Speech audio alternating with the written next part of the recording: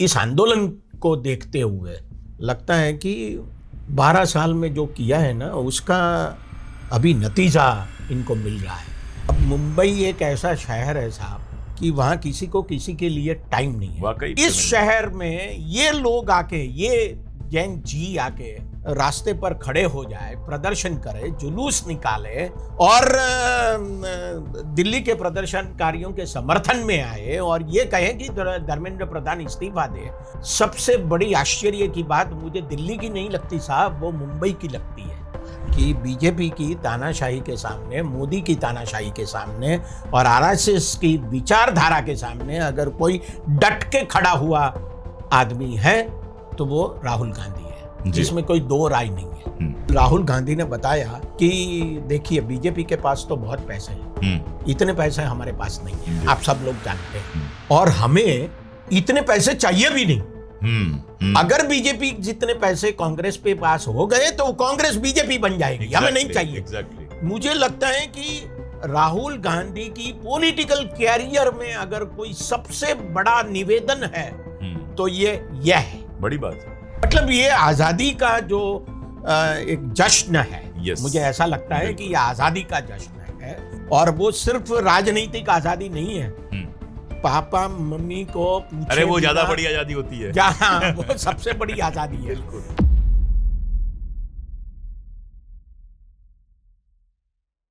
नमस्कार, मैं अशोक कुमार पांडे और स्वागत है आपका टीसीएच पर। दिल्ली में जंतर मंतर पर मूवमेंट चल रहा है, लेकिन ये दिल्ली का मूवमेंट नहीं रह गया है। देश भर से लोग आ रहे हैं इस मूवमेंट में। देश भर के वो लोग जो देश के बारे में सोचते हैं, युवाओं के बारे में सोचते हैं और ये सोचते हैं कि देश में बदलाव होना चाहिए, वो ये देखने के लिए दिल्ली आ रहे हैं कि नई पीढ़ी हमारी जो है, जिसको लोग नाकारा कह के टाल दिया करते थे, वो कितना शानदार आंदोलन चला रही है। और सिर्फ देखने नहीं आ रहे हैं, उसको सपोर्ट करने के लिए भी आ रहे हैं। और आज हमारे साथ प्रोफेसर हेमंत शाह हैं। प्रोफेसर साहब बहुत नमस्कार। और बहुत बहुत शुक्रिया यहाँ आने के लिए। नमस्कार। प्रोफेसर शाह हमारे पुराने मित्र हैं, अर्थशास्त्री हैं, जाने माने गुजरात के, पत्रकारिता की है वहां पर, और गुजरात के अंदर लगातार इनकी सक्रियता जो गुजरात के लोग हैं वो जानते हैं कि बिना डरे बिना झुके इस शासन में जो गुजरात में गिनती के लोग बोलते हैं उनमें से प्रोफेसर शाह एक है। दिल्ली आने की खबर मिली, आपका वीडियो मैंने देखा सोशल मीडिया पे कि जंतर मंतर पर दिल्ली आए और सीधे जंतर मंतर पहुंच गए। हमारे जैसे दोस्तों को भी याद नहीं किया, तो बड़ी खुशी हुई और फोन किया हमने कि डॉक्टर साहब अगर थोड़ा सा टाइम निकालिए तो हम लोग बात भी कर लें। तो बाकी बात तो हमारी होती ही रहती है, हमारे चैनल के लिए आप नए नहीं हैं। कैसे प्लान किया आपने दिल्ली आने का और क्या लगा आपको दिल्ली आकर? मैंने सोचा कि जो कुछ भी हो रहा है जंतर मंतर पर मुझे जाना चाहिए। वहाँ जो युवा बैठे हैं, सब लोग जो प्रदर्शन कर रहे हैं, उनसे मिलना चाहिए, उनसे बातें करनी चाहिए, पता चले कि उनके दिमाग में क्या चल रहा है। तो मैंने वैसे तो प्लान 20 तारीख को आने का था लेकिन नहीं आ पाया। लेकिन फिर सोचा कि मुझे जाना ही है, रैली में आने के लिए आपने सोचा? हाँ, तो मुझे जाना ही चाहिए और मैं आ गया। तो वहाँ घूमा करीब 2-2.5 घंटे तक और काफ़ी युवाओं के बीच मैंने बातें की, उनके साथ बातें की और पता चला कि वो उनके दिमाग में क्या है। मुझे लगता है कि उनके दिमाग में एक बात तो बिल्कुल बैठ गई है और वो ये है कि ये जो सरकार है नरेंद्र मोदी की सरकार, और पूरे भारत में जो खास करके बीजेपी के सरकारें जो राज्यों में हैं, वहाँ जो कुछ भी चल रहा है वो तानाशाही स्टाइल का है। ये उनके दिमाग में बैठ गया क्योंकि मैं जिन लोगों से मिला वो सिर्फ दिल्ली वाले नहीं थे। हाँ। वो झारखंड के थे, वो उत्तर प्रदेश के थे, वो आसाम के थे, अरुणाचल के थे, केरला के भी 4-5 लोगों का एक ग्रुप था। दिल्ली वैसे भी दिल्ली में ही रहते हैं सारे प्रदेशों के लोग। हाँ, प्रदेशों के लोग रहते हैं, लेकिन पढ़ने आते हैं। उनमें से कई लोग तो ऐसे थे जो स्पेशल आए थे, इस माहौल को देखने के लिए और उसमें शरीक होने के लिए आए थे जी। तो उन सबसे मेरा जो मिलना हुआ और बातें हुई, मुझे लगता है कि देश का युवा, जिसे हम ये नई जनरेशन कहते हैं, जैन जी, वो जैन जी कहते हैं, वो काफ़ी मतलब जगा हुआ एक क्लास है। ये टैक्स सेवी पर्सन है, मोटे तौर पे वो middle class, upper middle class का भी है, जो मोदी का वोट बैंक है। हाँ, और उनके दिमाग में अपनी कैरियर बनाना तो है ही, इसमें कोई दो राय नहीं है। लेकिन उनको लगा कि ये जो कुछ भी हो रहा है वो उनके भविष्य के लिए, उनकी जिंदगी के लिए भी बहुत खतरनाक है। बिल्कुल। तो वो इसलिए यहाँ धरने पर बैठे हुए हैं, अनशन पर बैठे हुए हैं, और उनको लगता है कि हमें सरकार के सामने हमारी आवाज़ उठानी चाहिए, ये हमारा लोकतांत्रिक अधिकार है। और मैंने उनसे ये भी कहा कि आप कब तक बैठोगे? तो उन्होंने कहा जब तक हमें लगे कि हमारा अधिकार माना गया, हाँ, तब तक बैठेंगे। जी बिल्कुल। तो ये माहौल मुझे लगता है कि बहुत महत्व का है। मैं जब वहाँ गया कल सुबह तो करीब 2.5 घंटा रुका, तो उस वक्त करीब 5,000 के संख्या में लोग थे, और मुझे ताज्जुब ये भी हुआ। नहीं, आपने काउंट गलत किया सर, कोई ऐसा टाइम नहीं है जब 25,000 से कम हो। है हाँ, क्या कि अलग अलग जगह, हाँ, अलग अलग जगह सब, हाँ, मतलब जनपद से मैं गया, हाँ, तो पूरे रास्ते पूरा रास्ता भरा हुआ है। उधर केरला भवन के आसपास वो भी सब भरा हुआ है। तो ये जो जहाँ से एंट्री होती है वहां से मैंने देखा तो करीब वहां उस वक्त 5,000 थे, बाकी के सब जगह तो 5-5, 10-10 हजार और होंगे, तो वही 25-50 हो गए जी। लेकिन मैंने जो देखा वो ये था कि मेरे बाल सफेद हो चुके हैं, और मैं जो दो लोगों के साथ गया था वो भी सफेद बाल वाले थे जी। लेकिन ये 5,000 लोगों में मुझे मेरी उम्र का कोई नहीं लगा। यस। और मुझसे कम उम्र वाले, मतलब 40 से 60 में भी बहुत कम लोग, मतलब 5,000 में 100 लोग भी नहीं होंगे जी।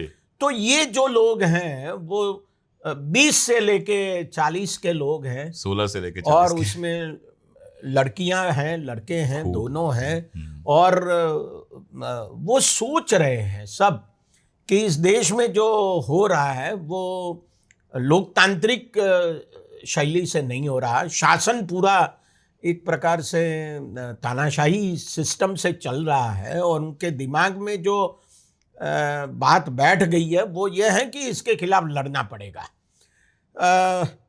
और एक बात मुझे ये भी लगी कि इससे मुझे ख्याल आया, मैं ऐसा मान रहा था जी कि युवा पीढ़ी का जो दिमाग है उसका इंडॉक्ट्रिनेशन हो चुका है। लेकिन यहां आने के बाद मुझे पता चला कि नहीं, ऐसा नहीं है। वो सब समझते हैं कि क्या हो रहा है, सही मौके का इंतजार कर रहे हैं। हाँ, बस एक मौका आ गया। मैं आपको बताऊं डॉक्टर साहब कि मैं वर्धा गया था जी, और वर्धा में युवाओं की एक ट्रेनिंग का प्रोग्राम था। वहां पर एक पत्रकार महोदय ने पूछा कि ये पीढ़ी तो बर्बाद हो गई है और ऐसा हो गया वैसा हो गया। तो मैंने कहा कि देखिए, हर पुरानी पीढ़ी को लगता है कि नई पीढ़ी बर्बाद हो गई। आपके पिताजी को लगता होगा कि हेमंत ये क्या कर रहा है, मेरे बाप को लगता था कि अशोक ये क्या कर रहा है। लेकिन हर पीढ़ी अपने तरीके से सोचती है, उसका अपना तरीका होता है, और वो हमारी जो बात की पीढ़ी है, ये मैंने कहा था कि मुझे उससे बहुत उम्मीदें हैं। तो कल उनमें से एक ट्रेनी जो थी उसने बाकायदा ये चीज लिखा कि अशोक सर आपने ये कहा था, और देखिए युवाओं ने ये सही साबित कर दिया। राइट। तो ये खुशी की बात। अच्छा, एक बात की मुझे लगता है 2-3 साल पहले आपसे बात हो रही थी इसी चैनल पर ऑनलाइन, तो आपने कहा था कि अशोक भाई आप लोग तो अब देख रहे हो 7-8 साल से, हम तो 30 साल से गुजरात में तानाशाही देख रहे हैं। वो बात बिल्कुल सही है। उस गुजरात में जब सूरत में चाहे वो जिग्ना व्यास हो या बाकी लोग हों, उन लोगों को सड़क पर देखा गया। जिग्ना वाला तो आप उनको फोन करके बताइएगा कि मैं उसको देख कर रोया हूँ,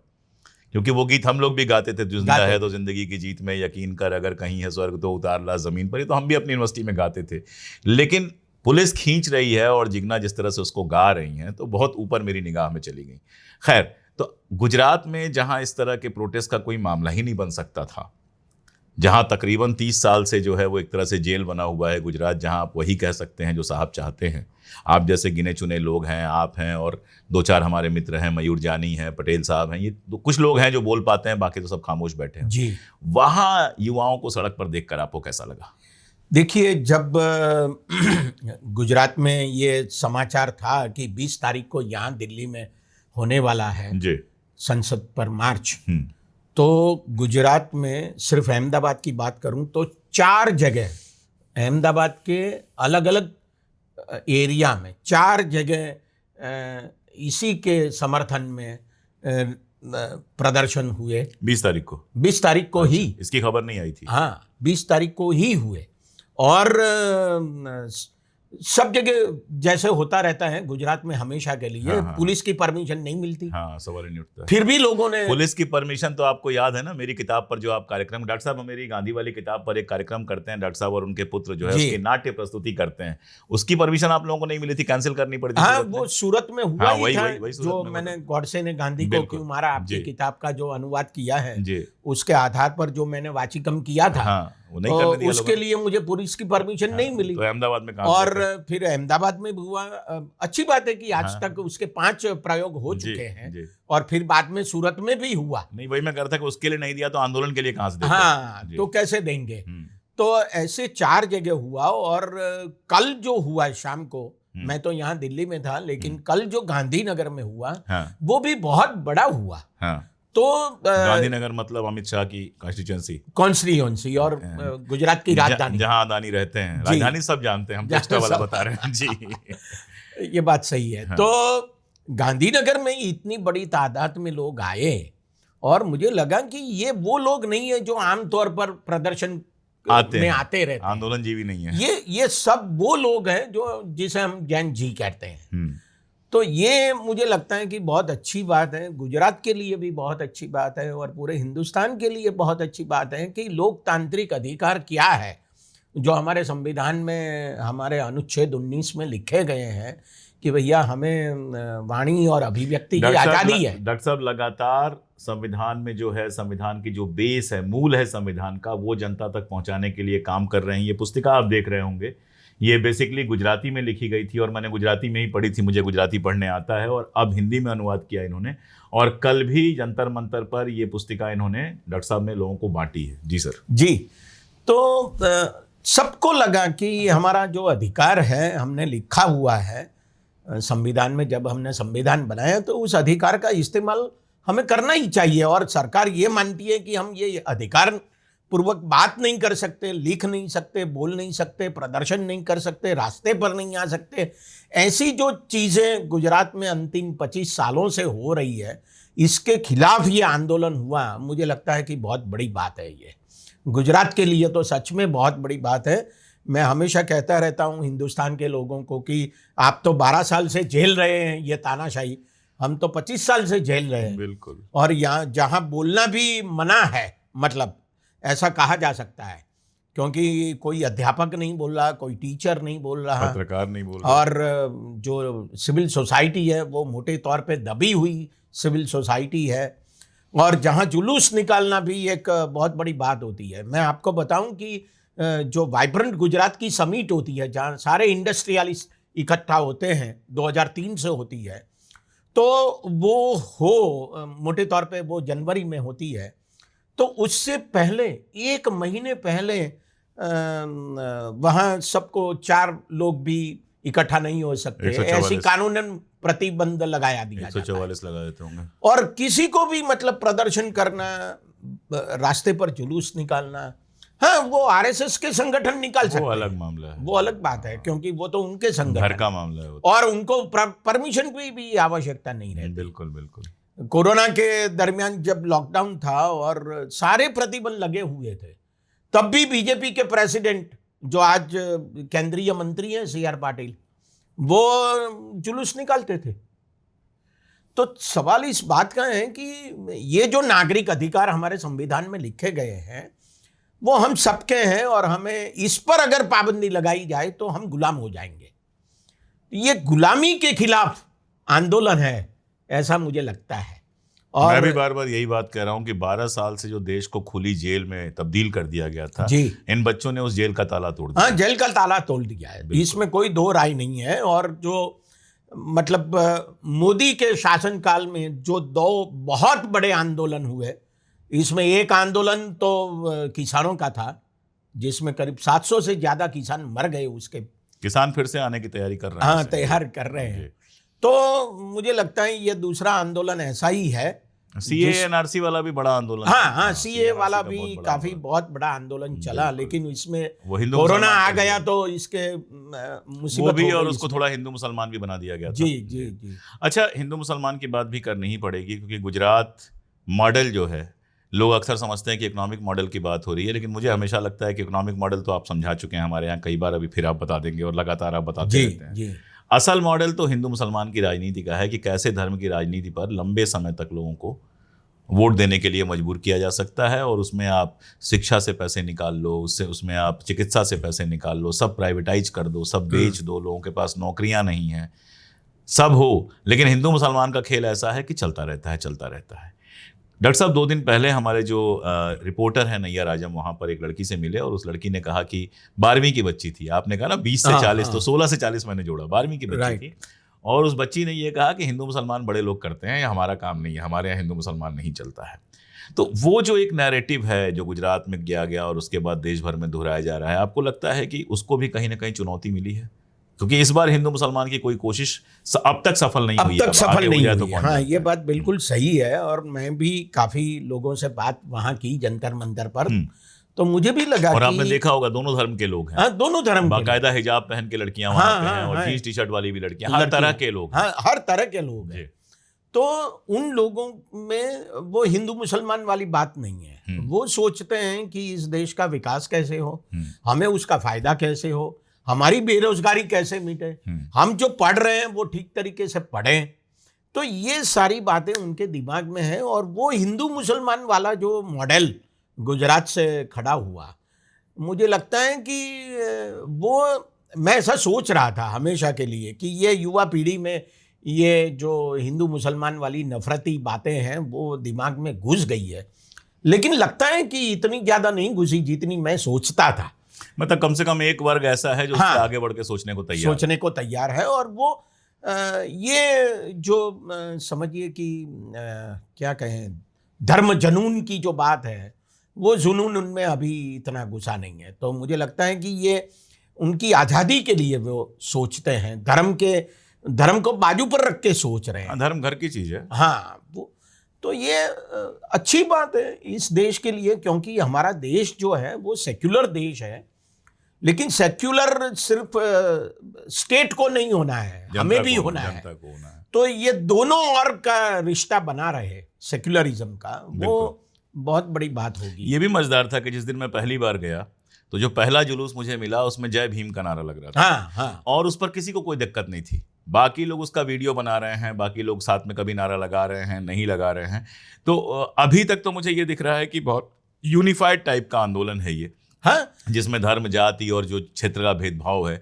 अब पंजाबी आ रहे हैं तो उनका स्वागत हो रहा है, बिहारी आ रहे हैं तो जिन बिहारियों का दिल्ली में मजाक उड़ाया जाता है, मैं तो बिहार के बगल का हूं तो उसी मजाक में हमारा भी मजाक उड़ जाता है, उन बिहारियों का स्वागत हो रहा है वहां पर। बिहार में पटना में जिस तरह से आंदोलन हुआ उसको सेलिब्रेट किया जा रहा है। तो मुझे लगता है बहुत सारी चीजें जो सत्ता और मीडिया पर भी बात करेंगे, सत्ता और मीडिया ने जिस तरह से खड़ी की थी, उनके टूटने का डर है, जो मोदी जी रात को 12 बजे आकर वीडियो याद कर रहे हैं जी, फ्रेंड्स कह के कर रहे हैं। वैसे कितने तो फ्रेंड्स मित्रों कहते थे। हाँ, बिल्कुल। लेकिन ये सच में बहुत बड़ी बात है। देखिए, मैंने वो मुंबई में जो हुआ प्रदर्शन, और उसमें मुंबई का के जो ले जा रहे थे, लड़कियां हीरो बन गई। हाँ, और वो एक लड़की, बिल्कुल। अब मुंबई एक ऐसा शहर है साहब कि वहाँ किसी को किसी के लिए टाइम नहीं है। वाकई भागता हुआ शहर वो है। ये सोचता भी नहीं है शायद कि कौन राज कर रहा है। वहाँ सब लोग भागते हैं, सुबह से क्या 24 घंटे भागते रहते हैं, 12 बजे रात को भी भागते। इस शहर में ये लोग आके, ये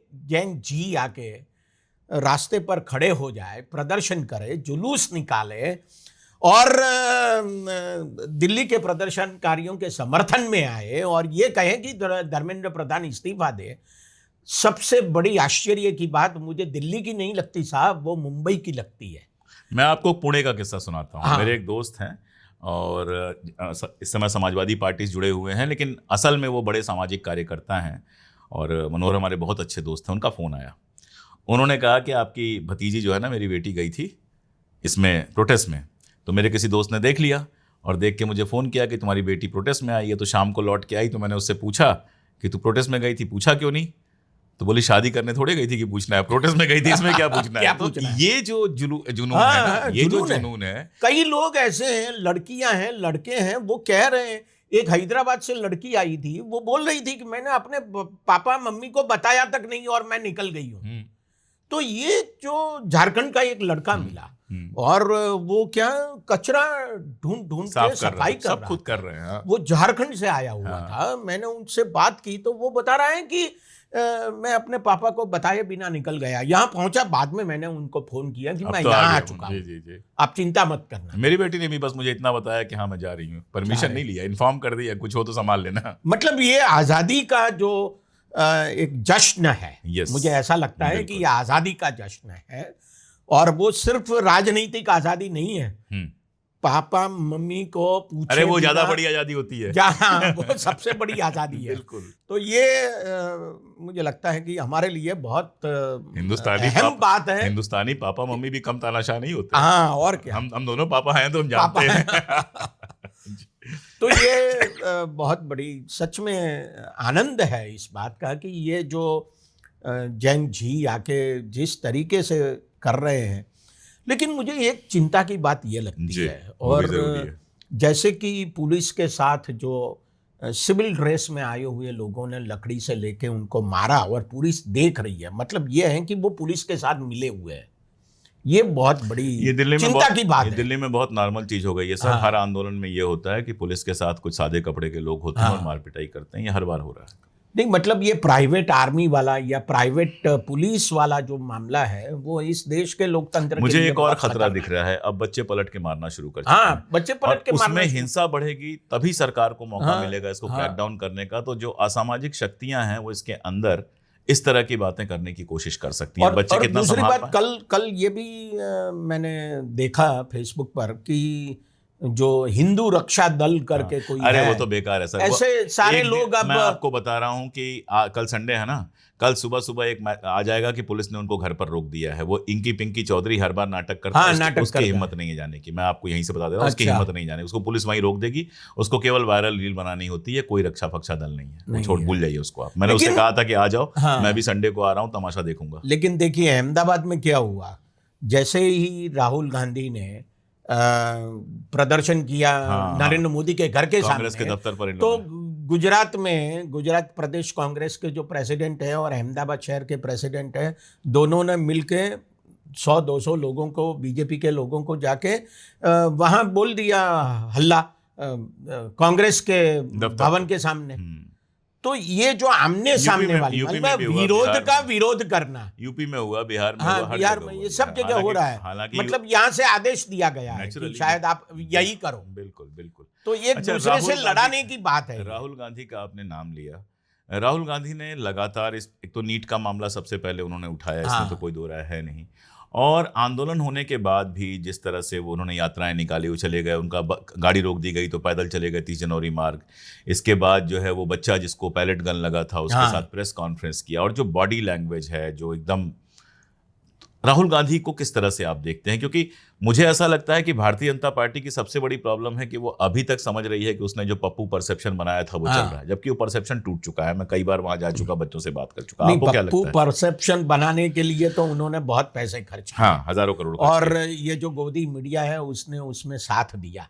मीडिया पर आखिरी सवाल आपसे पूछूंगा पहले। हाँ, ठीक है। हाँ, जी लेकिन मैं ऐसा समझता हूँ जी आज की स्थिति जो है उसमें मैं ऐसा समझता हूँ कि मैं अंतिम 10 सालों से देख रहा हूँ, तो ऐसा लगता है कि बीजेपी की तानाशाही के सामने, मोदी की तानाशाही के सामने और आरएसएस की विचारधारा के सामने अगर कोई डट के खड़ा हुआ आदमी है तो वो राहुल गांधी है, जिसमें कोई दो राय नहीं है। तो और ये बहुत बड़ी अहम बात है कि जिस पार्टी ने अंग्रेजों की तानाशाही और गुलामी के सामने अपनी लड़त चलाई थी, वो लड़ाई अब वो फिर से लड़ रहे हैं जी। तो ये जो लड़ाई है वो आजादी की लड़ाई है। पार्टी भी थोड़ी गैल्वेनाइज दिखाई दे रही है। हाँ, गैल्वेनाइज दिखाई दे रही है। उनको भी लगता है कि नहीं, हमारे नेता हैं जो कुछ कर रहे हैं ठीक तरीके से, तो उसमें भी एक जोश आ जाता है बिल्कुल, काम करने बिल्कुल, का। बिल्कुल। तो ये बात तो है ही, इसमें कोई दो राय नहीं है कि, और उसका जो आर्टिकुलेशन है, मैं एक छोटी सी बात हाँ, बताऊं, वो बात मतलब राहुल गांधी की सबसे अहम बात अगर जी। मुझे कोई लगी हो, पता नहीं, ये कांग्रेस का जो कुछ प्रोग्राम था, इसमें 400-500 लोग हॉल में बैठे हुए थे और राहुल गांधी ने बताया कि देखिए बीजेपी के पास तो बहुत पैसे हैं, इतने पैसे हमारे पास नहीं है, आप सब लोग जानते हैं, और हमें इतने पैसे चाहिए भी नहीं। अगर बीजेपी जितने पैसे कांग्रेस पे पास हो गए तो कांग्रेस बीजेपी बन जाएगी, हमें नहीं चाहिए। एग्जैक्टली। मुझे लगता है कि राहुल गांधी की पॉलिटिकल कैरियर में अगर कोई सबसे बड़ा निवेदन है तो ये है। बड़ी बात है, मेरा ध्यान ये नहीं बहुत गया। बड़ी बात है जो मुझे पसंद आई है। जी।